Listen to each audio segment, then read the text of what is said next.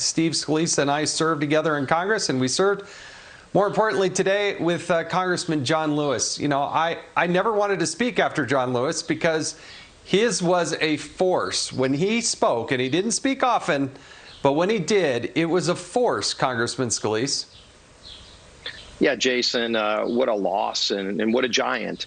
When John Lewis would get up to speak, he wasn't somebody who would always go speak, but when he did, everybody would stop, just because you knew the magnitude of his voice and the legacy that he carried along with his voice, the things that he did in a nonviolent way to seek out justice and racial equality.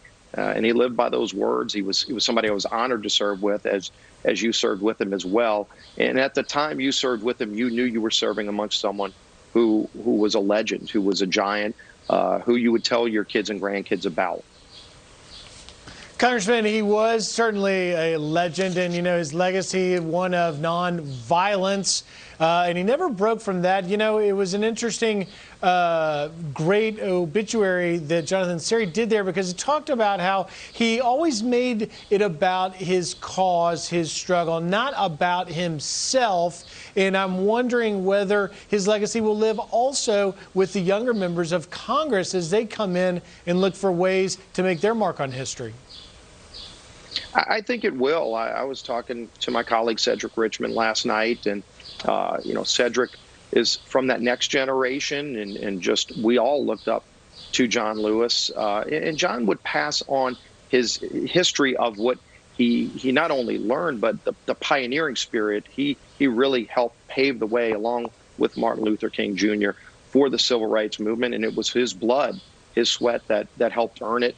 He would bring members of Congress to Selma, Alabama, to go across the Edmund Pettus Bridge, and he had invited me, and it was one of the great honors during my whole tenure in Congress to be able to walk arm in arm with him across the Edmund Pettus Bridge. And he talked about that day, Bloody Sunday, and he would point to the buildings, and he said, "That's where we met, and here's where you know, our SNCC, the Student Nonviolent Coordinating Committee, would have their meetings." And then, of course, you approach the bridge, and you could just feel the sense of what you were about to encounter, and what John Lewis went through that day, where he was just brutally beaten, and yet still marched on and inspired a nation to seek more justice and equality, and really led to the passing of the Civil Rights Act.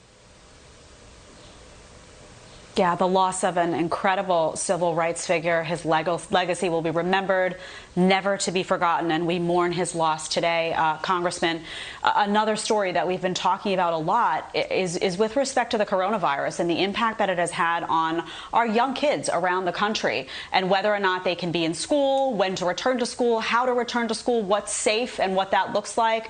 Well, Joe Biden has released a school reopening roadmap. Let's take a look at what that includes, and then we'll talk about it.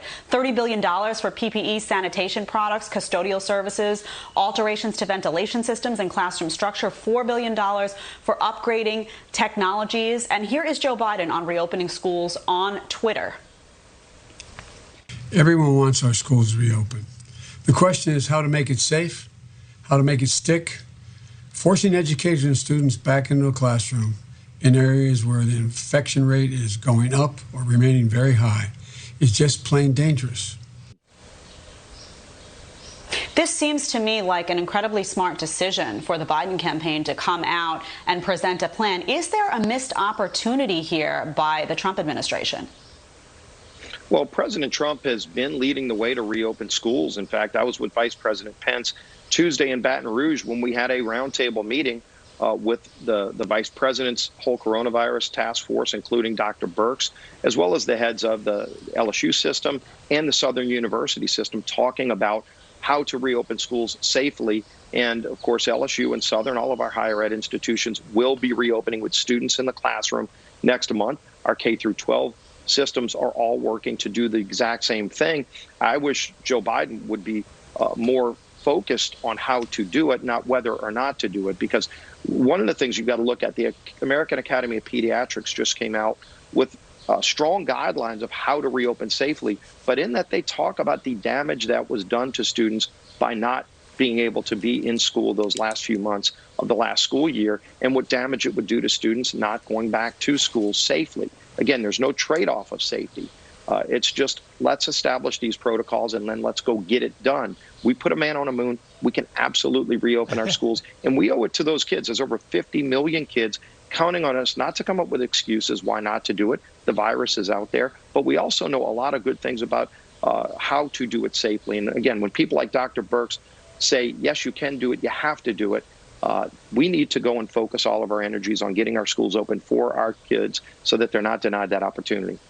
Yeah, that's right, Congressman. The kids are counting on it, and so are the parents. I have 2 teenage daughters. We're ready to send these kids back to school. House Minority Whip Steve Scalise, thanks for taking time to join us. Great being with all of you.